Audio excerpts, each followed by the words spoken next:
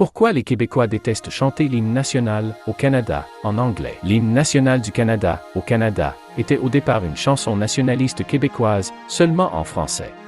Contrairement à ce que plusieurs pensent, cette chanson n'a pas été écrite pour représenter le Canada tout entier. Elle a été composée en 1880 spécialement pour célébrer la Saint-Jean-Baptiste, la fête nationale des Canadiens français. Alors, pourquoi elle a maintenant un goût amer dans la bouche des Québécois? Laissez-moi vous dire pourquoi. Première partie. La chanson de l'identité canadienne francophone. L'histoire commence en 1880, lorsqu'un comité de patriotes francophones cherche une chanson pour représenter le peuple canadien français lors du Congrès national des Canadiens français, à Québec. Il commande une musique à Calixa Lavallée, un compositeur québécois reconnu, et demande à Adolphe-Basile Routier, un écrivain, d'écrire les paroles. Routier rédige un texte puissant qui célèbre la foi, le courage et la résilience des Canadiens français face aux épreuves. Au Canada, terre de nos aïeux, ton front est ceint de fleurons glorieux, car ton bras s'est porté l'épée. Il s'est porté la croix. Ton histoire est une épopée des plus brillants exploits.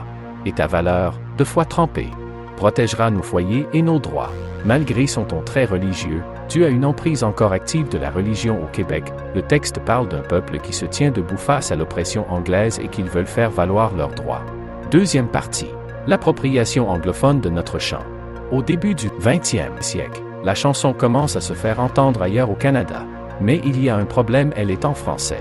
Comme le Canada est dominé par les anglophones, une version anglaise est nécessaire pour qu'elle soit adoptée à l'échelle nationale. C'est en 1908 qu'un avocat anglophone de Montréal écrit une version anglaise. Dans sa version, on ne parle plus du peuple canadien français, ni de la résistance de ce peuple fier. L'hymne anglaise se dissocie des revendications françaises, qui se traduit par « Au Canada, notre foyer est terre natale. Un véritable amour patriotique nous commande tous. Avec des cœurs brillants, nous te voyons t'élever. Le vrai Nord, fort et libre. De partout. Au Canada, nous veillons sur toi. Dieu garde notre terre glorieuse et libre. Au Canada, nous veillons sur toi. » On voit un changement majeur. Le « Canadien » du texte original, qui désignait les Canadiens français, disparaît complètement pour être remplacé par un appel plus général à tout le pays. Le texte anglais ne parle plus de ce peuple, mais plutôt d'une nation canadienne-anglaise unifiée, qui aseptise à nouveau le sentiment des Canadiens français. On passe d'un message identitaire qui représente notre vécu à une célébration du Canada en tant que nation unie et forte, un thème qui résonne seulement avec la vision anglophone du pays. Troisième partie. L'officialisation de l'hymne en anglais. Pendant longtemps, le Canada n'a pas d'hymne national officiel. On chante le God Save the Queen dans les événements officiels, et au Canada commence à être utilisé de plus en plus, surtout en anglais. Mais c'est seulement en 1980, exactement 100 ans après sa création, que le Parlement proclame officiellement au Canada comme hymne national du Canada. Aujourd'hui, dans les événements sportifs et officiels, on entend toujours la version anglaise et souvent seule. Le Canada fait semblant que la version française n'existe pas alors qu'ils se disent dans un pays avec les deux langues officielles. Le seul endroit où la version française est chantée est à Montréal. En fait, ce n'est même plus vrai, car depuis plusieurs années, la version bilingue est chantée. Moitié française et moitié anglaise. Il retire évidemment la partie revendicatrice des Canadiens français. Conclusion. L'évolution du Haut-Canada est un bon exemple de comment la culture francophone se fait effacer du Canada. 1. Une chanson créée par des Québécois, pour une fête québécoise, est devenue l'hymne du pays tout entier qu'ils tentent de dénoncer. 2.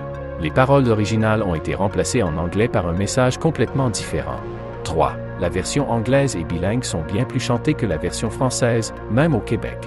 Alors, la prochaine fois que vous entendrez au Canada, souvenez-vous, ce n'est pas juste un hymne national.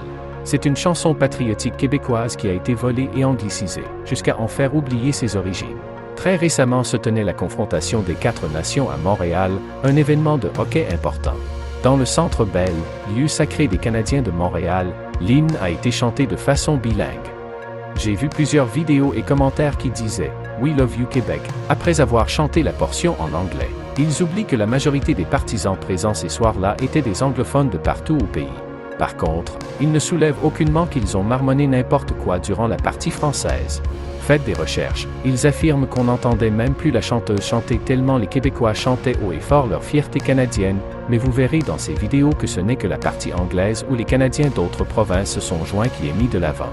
Une belle fierté canadienne à deux faces. Regardez bien, dès que cet événement sera terminé, on va redevenir les Rude Quebecers à leur lieu et cracher sur notre français.